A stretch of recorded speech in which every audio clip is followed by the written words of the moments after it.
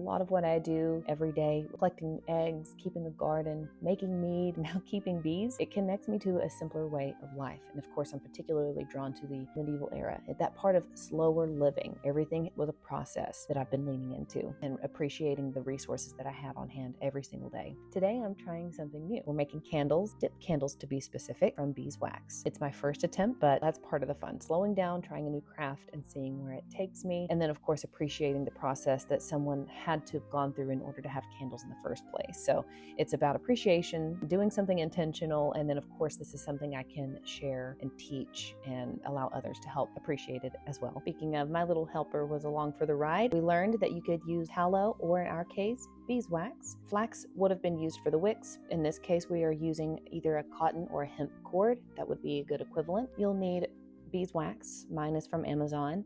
I have a pot for a water bath, a mason jar, a crafting pot, something I don't mind getting dirty. I use it for things that might stick to it, and then a dowel or some kind of rod, because we're going to be draping the tapered candles over it. The string that you're going to use for the wick will be cut just a little bit longer than the mason jar, and you want to double the length of it so that you get 2 candles per string. The reason I'm doing this is because it's going to be a counterbalance when you go to hang it across the rod. The water bath is going to help keep my jar from busting, and the wax will be contained within the mason jar. This is a method that I kind of developed on the fly because I was trying to brainstorm a way to melt wax and not get it literally everywhere and ruin my cookware. But this way it stays contained and I can control the heat a little bit better. Once it's done boiling down, I can just lower the heat. It took about 30 minutes or so to completely melt my beeswax. I did use a chopstick. You could use a skewer of some sort, just something that you can quickly wipe off and break it down as it's melting. It'll help kind of speed that process up just a little bit. Once it is completely melted, I did lower my heat as low as it would go, and then started our process. So once we had the hemp cord cut and ready to go, I cleared my area. Didn't want wax dripping over everything as we moved from the hot wax to a cold glass of water. This step is really important because in order for the wax to build up on itself, it needs to be quickly cooled down, or else you just melt off your product over and over again and it takes forever for it to build up. So I have my cold glass of water at the ready. I have my beeswax easy to access, and then I'm going to have my pot with the drying rod dowel nearby so that it's just an assembly line of sorts. It took a second to kind of figure out exactly how long would take to really build up wax. So I recommend 2 to 3 seconds, holding it above, and then after maybe 3 to 4 dunks, dunking in cold water. If you're having a little one help you, of course, supervise them as it's still hot and you don't want wax to burn them. But this was a very easy task and craft for my 9-year-old. You know your own child if you're having your child help you with this, and their personalities. So not all ages behave the same way, but this was a good craft for her and her age. She's a great helper and eager to learn, and thought it was cool too, the history behind it all. She had a lot of great questions. I mean, this is a very important part of all of this. It's a learning thing. It's a way for us to bond and appreciate what we have. She thinks it's super cool, and she's excited to hopefully harvest wax from our own bees so that we don't necessarily have to buy, and it's just all kind of connected to what we've produced on our little hobby farm. It did take a long time. The heating of the wax took about 30 minutes. Getting any kind of real buildup on our wicks took probably about an hour.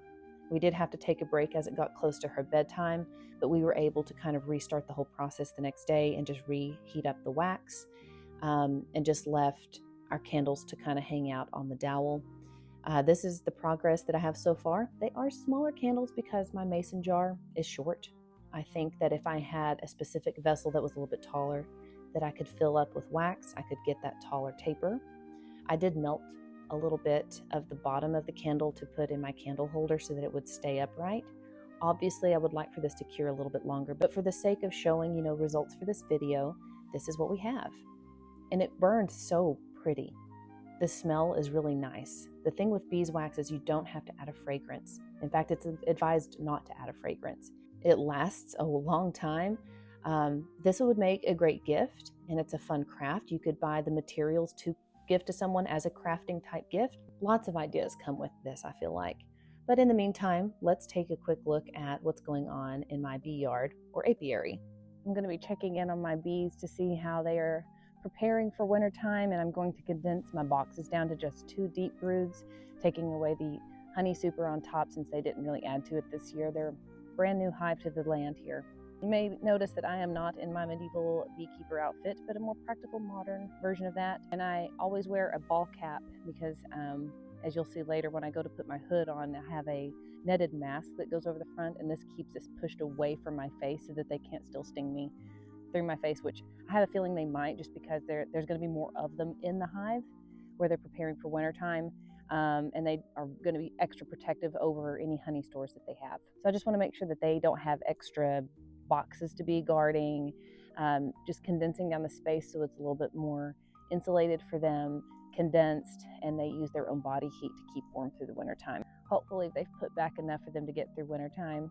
I did see them kicking out the boys, so it's only the girls that are left, relatively small number in comparison to how big they got over the summer in number. I did reduce the entrance down a bit to kind of prevent robbing and things. They're finally active as it's past noon in November and over 60 degrees, so this is prime time for me to get in there really one last time. I need to hurry while I still have plenty of smoke to kind of calm them down. I don't want to disturb them too very much. I'm very hands-off with my beekeeping. It's me trying to respect them, what they're capable of, and keep bees, not try to manage bees. You know, they're definitely communicating with each other. Like, what's going on? I don't know. The weird lady's back. And they're going to be a little bit slower about coming in and out with that reduced entrance at the moment. So again, I need to work fast. I'm going to first take this off, and I'm going to smoke from the top down as well. This is definitely a lot more humane than what used to be done. They didn't have the knowledge, know-how, or study or research. They would just demolish the whole hive to get to the honey. I'm just trying to make sure that they're going to be okay through wintertime and reduce the size of their hive here. And I like to open it away from me, kind of like opening steam, because you don't want to get burned. And see, they're not really active up top at all. Usually there's at least 5 or 6 hanging out on the lid. There's a little bit of propolis here. It's a very, very, very thick, sticky wax that they use to kind of seal up edges to prevent intruders.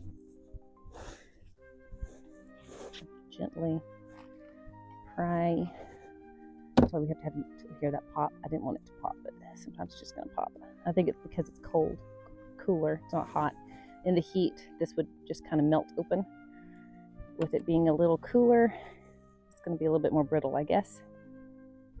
Don't like that. Don't like that. Yeah, they're not up here at all. Okay.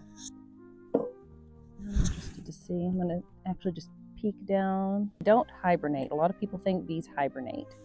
These honeybees, they just kind of wind down for a bit is all. Wax was and is almost as important, if not more so, than honey. The bees produce the wax like they do the honey, and it takes a lot of energy to do so. So to think about us being able to sustainably recycle the same hive, so to speak, we get to collect from the same set of bees over and over again, as long as we maintain their survivability. Without the knowledge on how to do that and the materials and less gentle way of procuring their products, it would have been a lot harder to be a sustainable trade, to collect wax, to collect honey, because it was a much more violent retrieval of these products. Entire hives would be destroyed in order to collect both the wax and the honey. I think about this literally every time I come out here to check on my bees, and I didn't rob from them this year because I want my hive to be very strong first and be able to make it through their first winter. They can get a good store going first, and then maybe next spring I can collect a harvest of honey.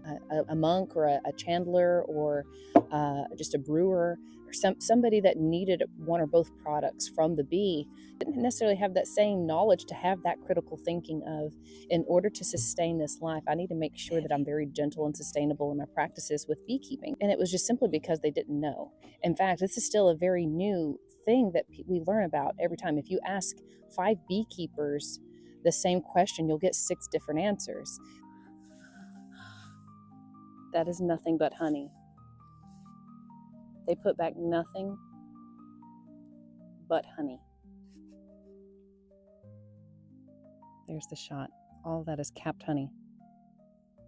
And they're not even fighting me for it. I feel so bad. I'm just checking it though. Like, I would love to sample some. It looks like it's all honey. All of this is honey. I don't even want to mess with it. It's just so much honey. They're not really fighting me on it. It's kind of weird. Looks like they're mostly in the middle. It's so heavy. Oh my goodness.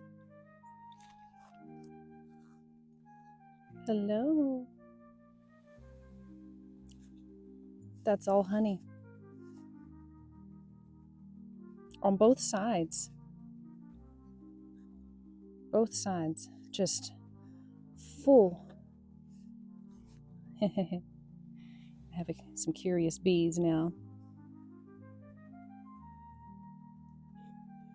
I don't want to spend too much time in here because I don't want to interrupt what they're doing. But I do want to make sure that my queen's still healthy and laying eggs. It looks like a lot of them have gone down into that bottom. I'm thinking maybe just a sample and then let them have the rest. I feel like they'll be able to smell it as soon as I crack this open, so I want to be kind of quick.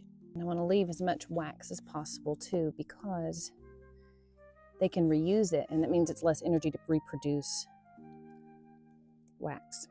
All right, so I took about 1/4 cup of honey. It looks like a little bit more because of the wax that's mixed in there. Almost licked my finger. You can kind of see the little section I took out there, and I'm just going to put this back in. They'll cap it back. They'll smell the honey, and they'll spend time capping it back. I should probably face it the same way they had it, because I'm making a mess. Being very generous. Ultimately, it's about respecting their resources to get them through wintertime, survive, and be able to take a good harvest from them next spring. This is propolis mixed in with a little bit of grass and bits, but they use propolis to seal off the seams. Yes, the guy did that. Thank you. She's like, I'd appreciate if you put the lid back on my hive. All right, I'm going to use a little smoke to make sure that none of them come up here on the roof, so I don't squish any unnecessarily. I think they'll have enough to get through wintertime. That was so much honey. It looked like all the brood was down below. The most perfect, well-behaved hive. Okay, I'm going to put a lid on my honey so flies and bees don't get to it. Put a lid on their hive. I'll put a lid on my honey. I can sample that in a bit later. I'm going to go dump this out and put all my supplies away.